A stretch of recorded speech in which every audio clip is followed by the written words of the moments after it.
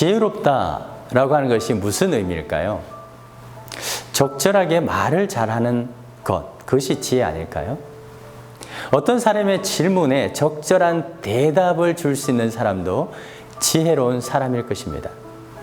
그리고 그 시대가 요구하는 질문에 적절한 답을 제시할 수 있는 것도 지혜죠. 그래서 고대로부터 이 철학자들은 지혜자라고 했습니다. 철학자는 인생의 각종 문제에 대한 대중들의 질문에 적절한 답을 주었던 사람입니다. 그렇다면 반대로 어리석은 사람은 누구일까요? 잠언 26장 4절에 미련한 자의 어리석은 것을 따라 대답하는 자라고 말합니다. 미련한 자를 분별하지 못하고 그가 말하는 대로 나도 따라서 대답하는 것, 그것이 어리석은 자라고 하는 것이죠. 그러므로 우리가 어리석고 미련한 자가 되지 않으려면 어떻게 해야 될까요? 남들이 말하는 대로 무턱대고 따라하지 않으면 됩니다. 다른 사람에 의해 내 생각과 주관이 말살되지 않게 하면 최소한 어리석은 사람은 되지 않을 수 있는 것이죠. 그렇다면 지혜로운 사람이 되기 위해서는 우리는 어떻게 해야 할까요? 지혜자 솔로몬은 이렇게 말합니다.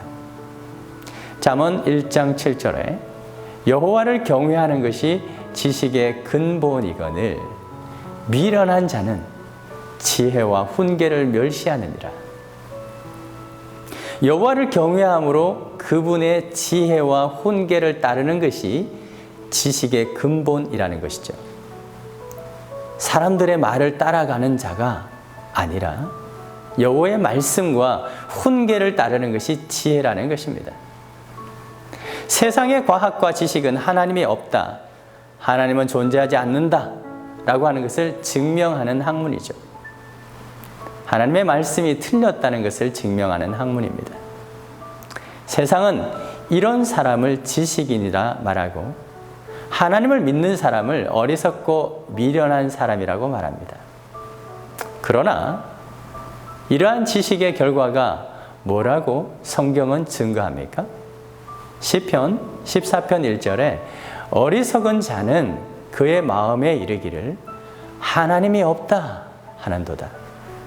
그런데 그들은 부패하고 그 행실이 가증하니 선을 행하는 자가 없도다. 하나님을 부정하는 지식은 보암직도 하고 들음직도 하겠지만 결국 그것의 열매는 부패하고 가증한 것이죠. 사랑하는 시청자 여러분, 지금 우리 사회는 하나님의 지혜와 그것을 부정하는 지혜와의 이 첨예한 갈등, 첨예한 대립 가운데 있습니다. 신명기 10장 13절에 하나님께서는 내 행복을 위하여 내게 명령하는 여호와의 명령과 규례를 지키라 말씀하십니다. 여호와를 경외하고 그분의 지혜가 드러난 이 창조 질서를 지키는 것이 바로 행복에 이르는 길인데 그것을 부정하기 때문에 가정이 파괴되고 생명윤리가 무너지고 있는 것이죠. 하나님께서 창조하신 대로 따르는 것, 그것이 참 행복으로 이끄는 지식이죠.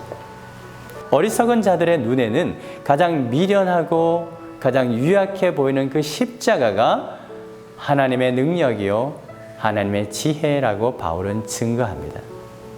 그러므로 여러분, 이것들을 부정하는 미련한 자의 어리석은 것을 따라 대답하는 더 어리석은 자가 되지 말고 모든 지혜의 근본이 되시는 하나님의 말씀을 따르는 참 지혜자가 되기를 소망하고 축복합니다.